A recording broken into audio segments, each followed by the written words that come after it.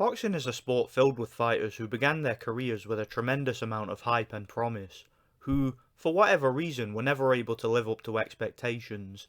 Fighters who at one point in time were viewed as a future star, with seemingly all the talent and dedication necessary to make it at world level, yet for one reason or another, failed at certain hurdles. One classic example of this for me is the former super middleweight world champion Jeff Lacy. Nordic Warrior here, hope you guys are all doing well. Welcome back to my retrospective boxing series. In this series I break down and discuss the careers of various fighters, and talk about how good they were, or how good they could have been if certain things had worked out differently for them. When it comes to Jeff Lacy, he's a particularly tragic case of a fighter who never lived up to the hype. He went from being considered the second coming of Mike Tyson to being considered a complete hype job in the space of just one fight. That was of course his infamous fight against the legendary Joe Calzaghe, who gave him one of the most brutal, one-sided beatings you will ever see in boxing. You'll find that there are a lot of varying opinions on how much potential Jeff Lacy had. Some people think he took the Calzaghe fight too early, and that if he hadn't taken that fight when he did, he would have eventually developed into a world-class fighter. However, most boxing fans seem to be of the opinion that he was never that good to begin with, and was a complete hype job from the beginning. My personal opinion is somewhere in between, as I'll discuss as I break down his career. So Jeff Lacy turned professional in 2001 in the light heavyweight division after a decent amateur career, which included some time in the Olympics. After his pro debut, he moved down to the super middleweight division and began campaigning there. In the early part of his career, he was featured in several ESPN undercards, and had some very impressive KO victories over some very well-known American journeymen.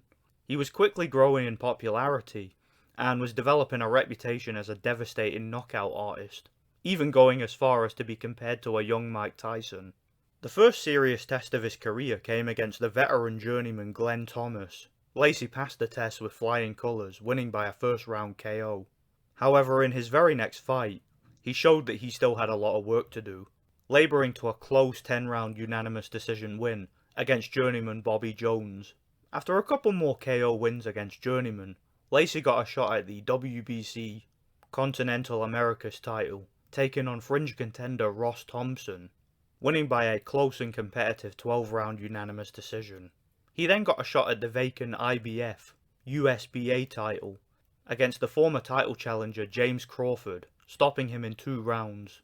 His first defence of both his regional titles came against Anwar Ashana, stopping him in 2 rounds. He then took on the veteran Richard Grant, winning by a wide unanimous decision after a dominant performance, winning the vacant North American super middleweight title in the process. For his final defence of his regional titles, he took on the tough fringe contender Donald Wiggins, winning by an 8th round stoppage after a competitive fight. Lacy then had the biggest fight of his career yet, getting an IBF title eliminator against the undefeated Ukrainian contender Vitaly Sipko.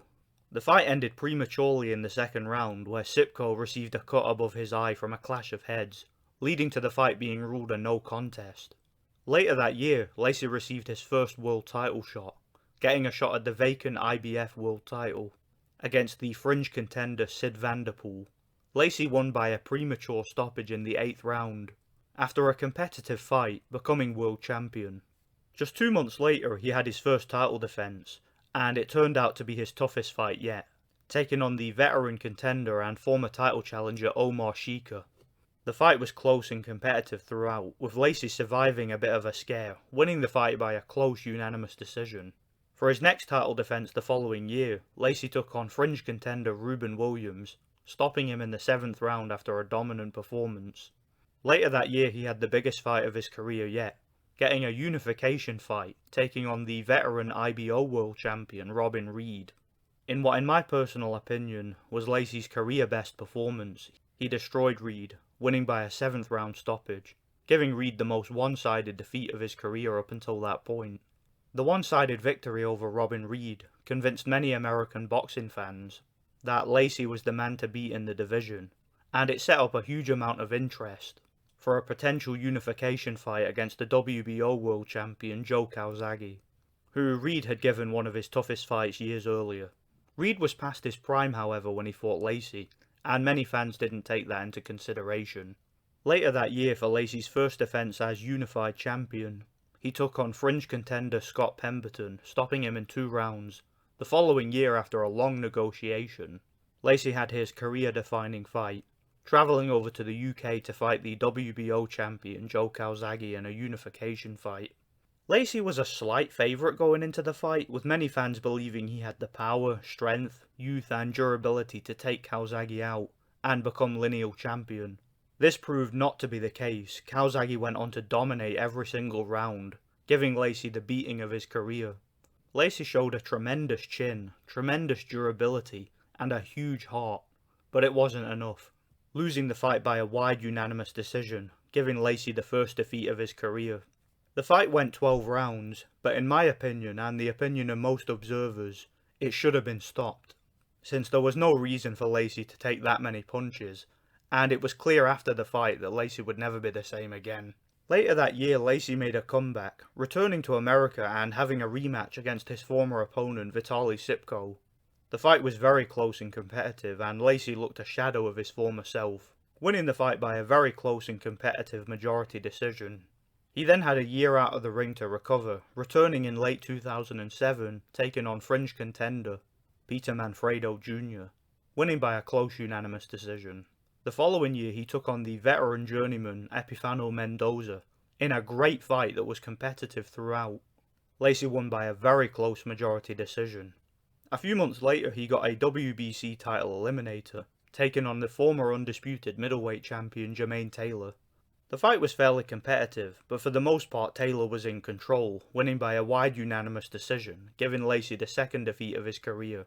After losing to Taylor, he then moved up to the light heavyweight division, and took on journeyman Otis Griffin, winning by a very close majority decision in a competitive fight, before getting a shot at the WBO NABO title against boxing legend Roy Jones Jr.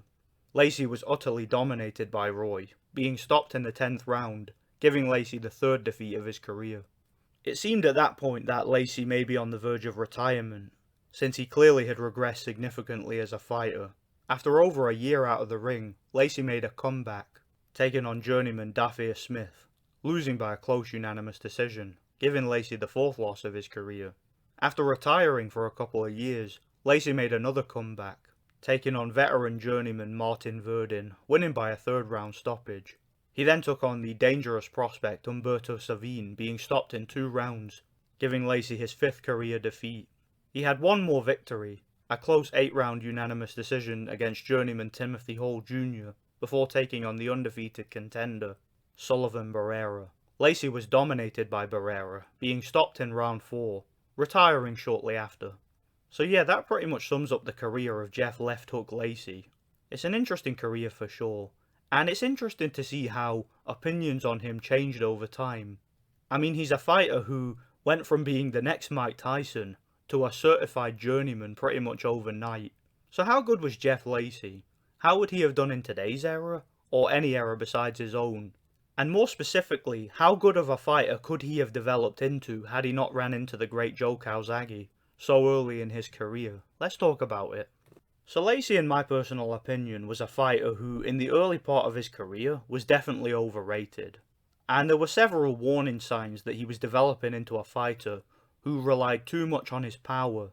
He was a guy who was at somewhat of a disadvantage at super middleweight, since he was a short, stocky guy with short arms, and also a natural puncher and pressure fighter, which is all well and good. But in order to fight like that at world level, you need to have a certain amount of athletic ability, which sadly Lacy just didn't have. He had a similar sort of size and dimension as Sven Ottke, who had great stamina and relied on skills and long-range boxing, which wasn't Lacy's forte. He just wasn't that kind of fighter. Lacy had a bodybuilder physique rather than one that would be more suited to boxing. And without great stamina and reflexes, he was always going to be vulnerable against a world-class boxer. I think, however, with more time in development, he could have learned how to use head movement and footwork to become a more effective pressure fighter and a great puncher, which would have at least given him a chance against anybody at super middleweight. He did also have some pretty good attributes such as a great chin and very good punching power, as well as a huge heart. He showed this all through his career. But sadly, we'll never know how great he could have been, since after the Calzaghe fight he was never the same fighter. I'd like to have seen him fight the likes of Sven Ottke, Richie Woodall, Marcus Bayer, Carl Froch or Charles Brewer, as all those guys would have been an interesting stylistic matchup. I think he probably beats Woodall, and I give him an okay chance against Froch, but I think the likes of Ottke, Bayer or Brewer would probably have outboxed him soundly. Nonetheless, he was a fun fighter to watch and had a great career considering his limitations. Would I call him a hype job? It depends on how you define the word hype job, doesn't it? Thanks for watching, guys. I really enjoyed talking about the career of Jeff Lacy, and I had an absolute blast checking his fights out. If nothing else, he was a very tough man with a lot of heart, and he was a very entertaining fighter. I'd recommend checking out some of his early fights, particularly his fight against Robin Reed, and even some of his later fights such as the Mendoza fight were fantastic to watch. And his fight against Joe Calzaghe, if you can stomach it, is a really interesting fight to look at, in retrospect. Stay tuned for more retrospective boxing videos. I have a lot of them coming to the channel in the near future. Thanks for watching and God bless.